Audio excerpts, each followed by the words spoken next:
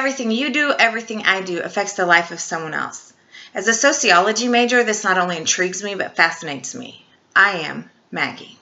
I believe everyone who enters our life, no matter how long they're in our life, affects us. Whether it's for the good or the bad, and we may not even notice, but they have an impact on us.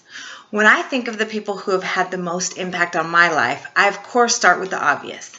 My dad, who raised 2 daughters as a single gay man, didn't expose his life until he was given a death sentence that many would say he brought upon himself. He raised me to love unconditionally, not to judge people for the choices that they make because we each make our own, to accept them for who they are. Don't try to change them because at that moment, they're the best person that they can be. He taught me to fight and to never give up. Or I could tell you about my 8 children. They're my heartbeat and my soul. They're the reason I wake up every single day. As they're growing up and moving out, to see the love that they have inside means more to me than anything that they could ever accomplish. To see them stand up for what they believe in or to chase the dream that they have inspires me to never give up and to stop letting fear get in the way. Of all my successes and titles, I have gained knowing that they call me mommy at the end of the day means more than anything else. Those are the people you would expect to influence my life, my family. But then there's the people who come into your life and shake you to your core, and you're never the same. When I first became a youth leader, I was over a group of junior high teens. The first year I was the leader, me and the teens took a trip to a camp in the High Sierras. It was a week-long camp. It was all of our first time going to the camp. I, like them, was not an outdoor person. But being in the outdoor, we do what outdoorsy people do. So we went on a hike. It was 6 of my teens who went with me, and we were a part of a larger group of about 50.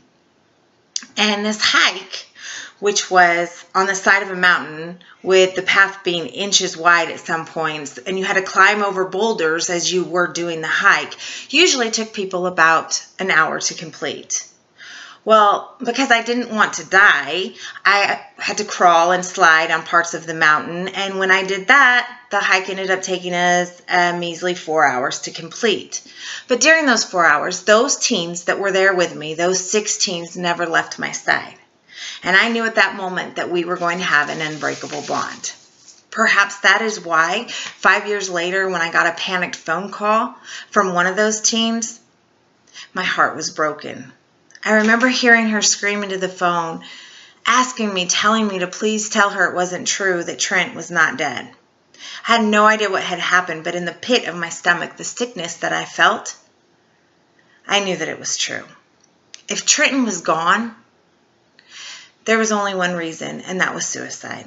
He had posted on Facebook something about not being loved just days before, but I was busy and I was tired of his whining, so I simply didn't respond. He was gone. I had no time left to say I love you, to say you matter and you mean so much to me. They're words that he never did hear. It was my worst nightmare as a youth pastor. How could this be happening? How could one of my teens die? Trent's life and death changed me. It made me love out loud. If I love you, I tell you now. I don't care what other people may think.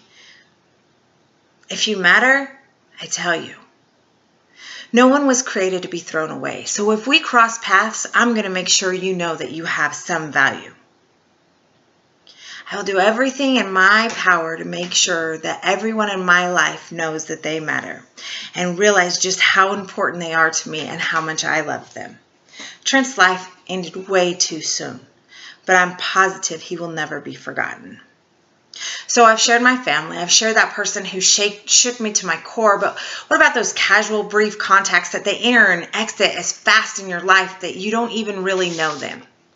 I met a woman named Michelle a couple of weeks ago as I was handing out socks and gloves outside of a homeless shelter. And she was there looking for a bed. She went into the shelter and then came out a short time later. So I asked her, did they have a bed for you? And she replied, no. And I said, so where are you going to go? And I naively expected her to say the name of another shelter or home. And she said, where I was last night. I slept on cardboard. And her eyes were filled with tears. And I didn't have any words to say, so I just could simply stand there and listen. She was hungry. It was cold. It was dark. She was tired. She had absolutely no hope. If you don't have a bed, you don't get dinner, she told me. She said, I'm so hungry. I'm so tired of this. She was crying. She was scared. When you wait for a bed, you give up all the good spots. And if you don't get a good spot, you risk being hurt. At least that's what she said. I got her dinner that night, but I can't stop thinking about her. I can't get the face of the tears pouring down her cheeks out of my mind. I can't stop knowing something has to be done. We live in a wealthy society. People should not be sleeping on cardboard. People should not be hungry. What is it I can do to impact her life? To impact others' lives? To make a forever change? That is me. I want to change the world. I want people to feel loved. I want people to know they matter. That is Maggie Fuentes.